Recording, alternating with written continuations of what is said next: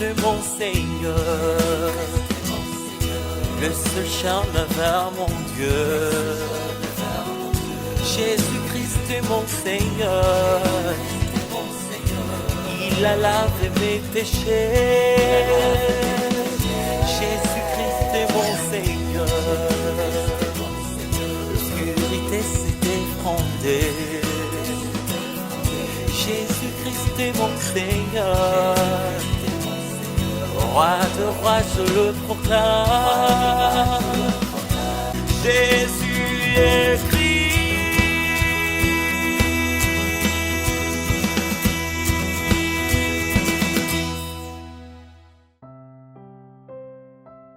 La bataille spirituelle consiste à regarder et à prier pour ne pas tomber dans la tentation.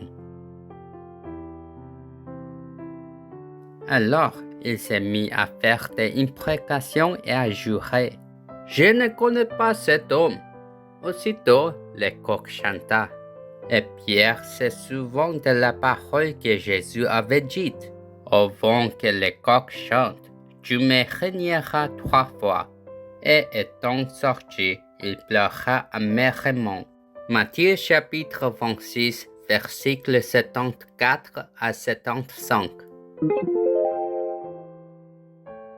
Matthieu 26, 69 à 75 est l'histoire de Pierre pleurant après avoir renié Jésus 3 fois. Allons-nous entrer dans la parole de Dieu? Jésus fut amené par les soldats à la maison du grand prêtre. Son disciple Pierre, qui Jésus aimait, suivait Jésus de loin. De nombreuses personnes se sont rassemblées autour d'un feu de joie dans la cour de la maison du grand prêtre. Pierre s'est également assis parmi eux pour voir comment les choses se passaient concernant Jésus. Une servante vit Pierre se refléter dans le feu et dit: « N'étiez-vous pas aussi avec Jésus le Galiléen? » Pierre fut surpris par les paroles de la servante. Et il parlait avec une grande peur. « Je ne sais pas de quoi tu parles. » Pierre a dit devant tout le monde qu'il ne connaissait pas Jésus. Et Pierre se leva de sa place et se dirigea vers la porte d'entrée de la cour. Alors, une autre servante le vit et dit aux personnes présentes: « Cet homme était avec Jésus de Nazareth. » Et cette fois, Pierre a même prêté serment. « Je ne le connais pas du tout. » Un peu plus tard, son entourage dit à Pierre: « En regardant le dialecte galiléen que vous utilisez, il est clair que vous étiez avec Jésus. » Au moment où Pierre les entendit, il eut très peur. Et Pierre dit encore plus fort, jurant que s'il était les personnes, il serait maudit. « Je ne connais pas cet homme. » À ce moment-là, le coq a chanté « Cocorico !» Quand Pierre entendit le chant du coq, il se souvint les paroles de Jésus. « Pierre, avant que le coq chante ce soir, tu nieras 3 fois que tu me connais. » Dit Pierre, « Même si je meurs avec Jésus, je ne renierai jamais Jésus. » Moins d'un jour après que Pierre ait prêté serment, il a été effrayé par les paroles des gens et par l'environnement. Puis il a maudit et renié Jésus. Enfin, Pierre se souvint des paroles de Jésus et sortit et pleura amèrement.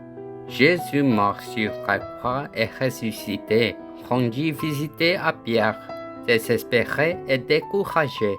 Jésus qui résout tous les problèmes de notre vie et nous donne l'amour sans fin a dit: « Pierre, est-ce que tu m'aimes? » Jésus a demandé à Pierre 3 fois et il a dit quelque chose de très important. « Prends soin et nourris mes brebis. » Jésus a donné à Pierre une nouvelle mission et un nouveau départ.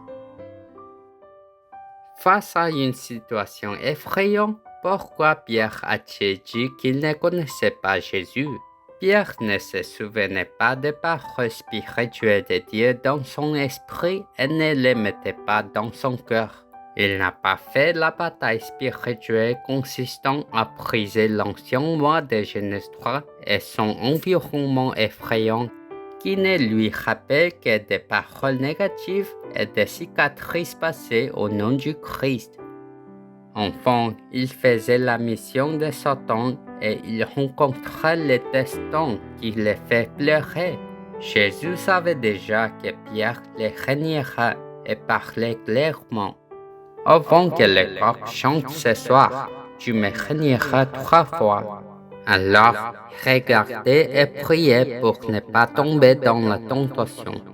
Si Pierre avait compris ce message de Jésus et fait la bataille spirituelle contre lui-même pour éviter d'être tenté, non seulement il aurait apprécié les réponses de sa vie, mais il aurait pu devenir le vainqueur de l'environnement et des dieux du monde. Tu es le Christ, le Fils du Dieu vivant. Pierre a fait la confession de foi correcte.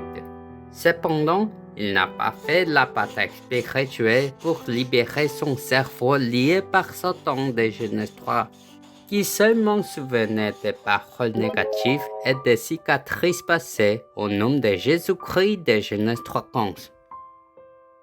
Ainsi, face à une situation effrayante, il s'est immédiatement effondré dans l'incrédulité.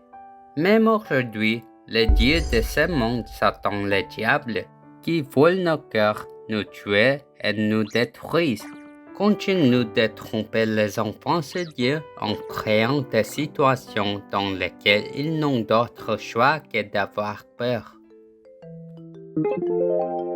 Chaque fois que la peur nous envahit, nous devons invoquer le nom de Jésus-Christ, la postérité de la femme de Genèse 3:15 qui a écrasé la tête de l'ancien serpent Satan. Jésus est le Christ. Je suis un enfant de Dieu.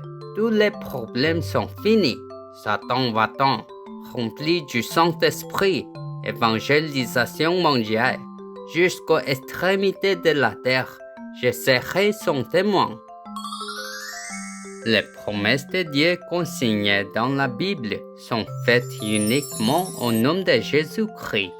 Pour ça, nous devons nous rappeler et continuer à confesser Jésus est le Christ, sans argumenter ni trouver d'excuses. Le nom du Christ contient l'autorité du vrai roi qui a détruit les œuvres du diable, du vrai prêtre qui a éliminé toutes les malédictions et les désastres, et du vrai prophète qui a ouvert les chemins pour rencontrer Dieu. Au long de cette semaine, vous devez inscrire dans sa tête l'identité et l'autorité d'être enfant de Dieu. Réveillez-vous et pratiquez les combats spirituels pour ne pas tomber dans la tentation et sauvez-vous d'abord. Et devenez le merveilleux sommet spirituel qui remplit la mission de la diaspora dans 237 pays. Dieu vivant, merci de m'avoir fait placer sa parole, regarder et prier pour ne pas tomber dans la tentation et de m'avoir permis de connaître les secrets de la bataille spirituelle pour me vaincre en invoquant toujours le nom Jésus et le Christ. S'il vous plaît, remplissez-moi uniquement du Saint-Esprit pour chasser l'enfer au nom du Christ. Permettez-moi de devenir le sommet spirituel qui remplit la mission de la diaspora pour 237 nations. Je prie au nom de Jésus-Christ. Amen.